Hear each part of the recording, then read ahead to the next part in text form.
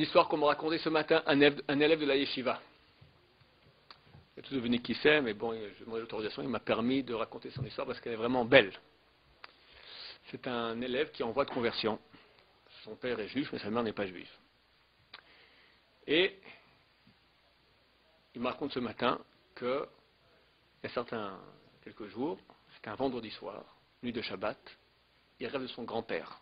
Son grand-père, juif, donc le père de son père, qui vient le voir, très souriant, le regard lumineux, habillé tout en blanc. Il faut savoir que dans les rêves, quand on rêve d'un défunt, il est habillé tout en blanc, c'est très bon signe. C'est le signe qu'il a fini les habits d'une personne, c'est la situation de son âme. S'il y a des trous, s'il ne s'est pas habillé en blanc, c'est qu'il est encore en train dans le Olam Haba, dans le monde à venir, il est encore en train de nettoyer. D'accord. Une fois que c'est blanc, c'est vrai que c'est propre, c'est bon, il est déjà arrivé à la bonne place. Donc le grand-père, on imagine depuis le temps que Baruch Hashem, il a bien tout nettoyé, donc il est tout blanc. Le décor est tout blanc, lumineux, et il lui parle. Il y a un problème, le son ne passe pas.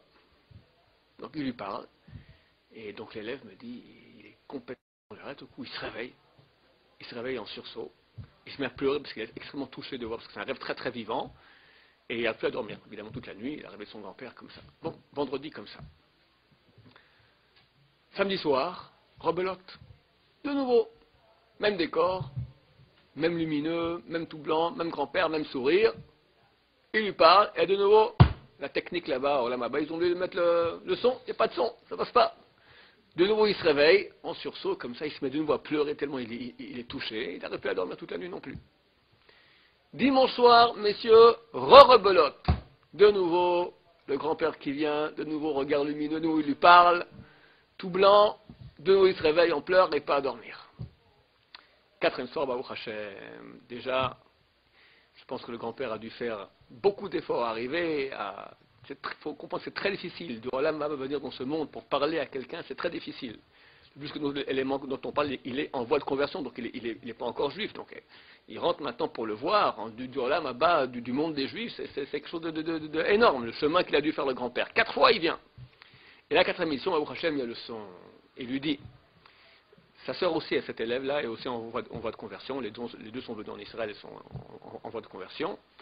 Et le grand-père lui dit, sache que je suis très content de la voie que vous avez prise, continuez, et il faut que tu influes sur ton père aussi, que lui aussi, il fasse chouva. Le père est encore mal avec une non-juive, il faudrait qu'il fasse chouva, et la convertisse vers Hachem, enfin, qu'il fasse en sorte que tout se passe bien, message du ciel.